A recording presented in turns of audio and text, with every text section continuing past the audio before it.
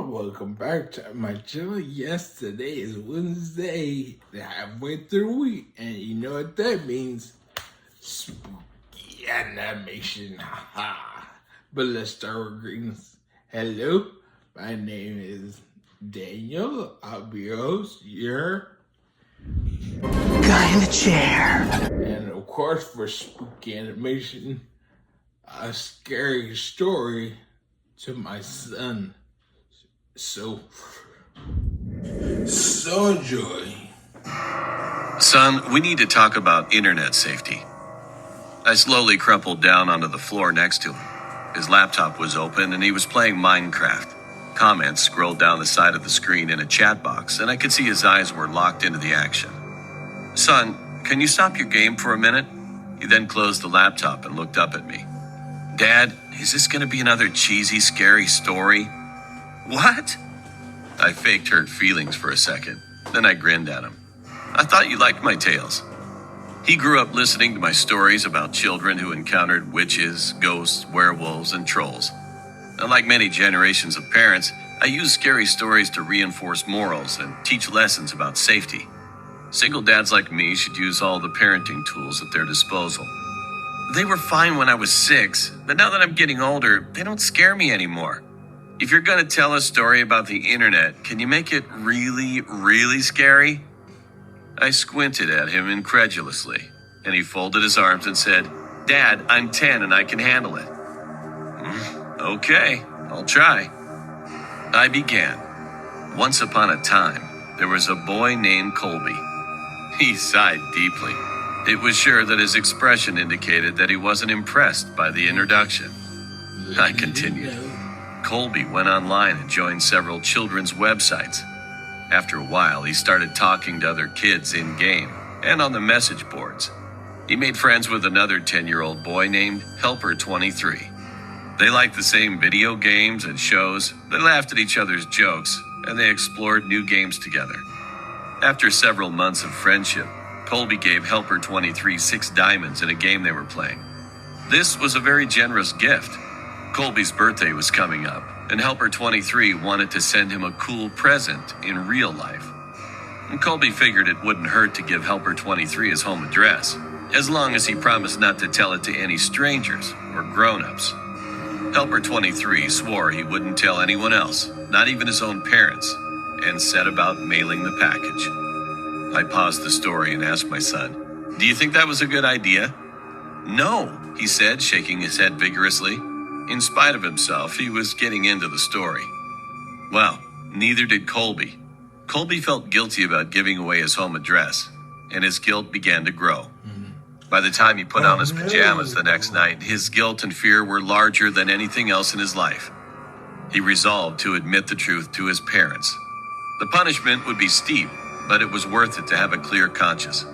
He squirmed in his bed as he waited for his parents to tuck him in.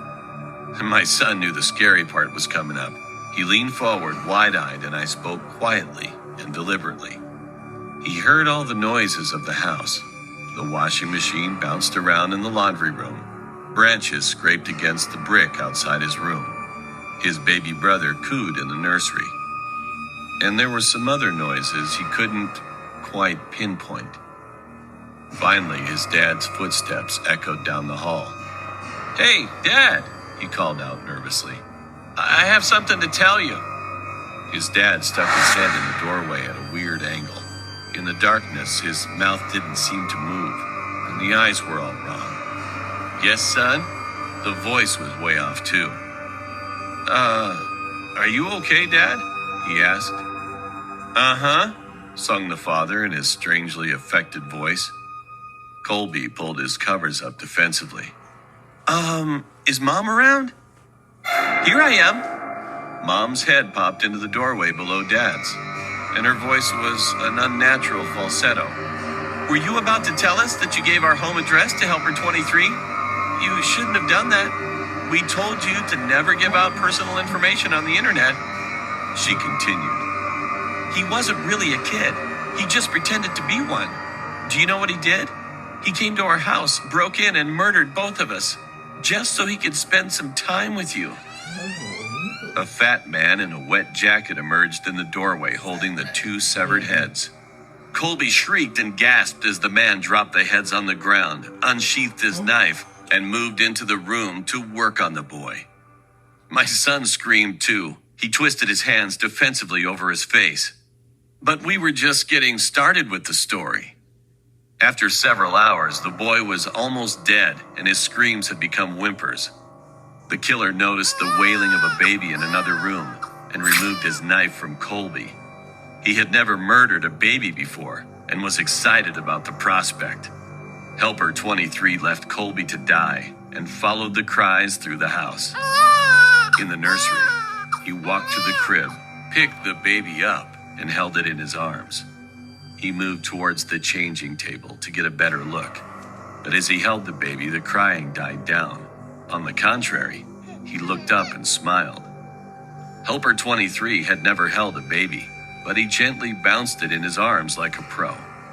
He wiped his bloody hands on the blanket so he could stroke the baby's cheek. "Hey there, sweet little guy." His beautiful rage of sadism melted into something warmer and softer. He walked out of the nursery, took the baby home, named him William, and raised him as his very own.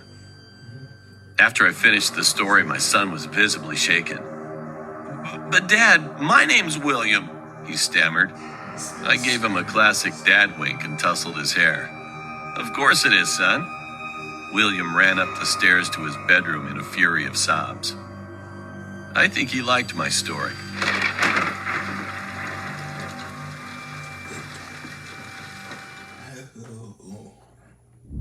Hey guys, yeah, it seemed that he got him with that story. He's like, but my name's William. And that. Yeah, I think he got his mind right. He won't be telling nobody his address online, which you should never. You don't know who's kid and who's a chubby old fat guy. Anyway, I hope you like what you saw and you want to see more. Don't forget to like, comment down below, and subscribe. But I'll leave you with this number right here. It's a beautiful day. Got it, get great. But I hope you had a wonderful night and the rest of your day goes really well. And I'll see you in the next video. Bye.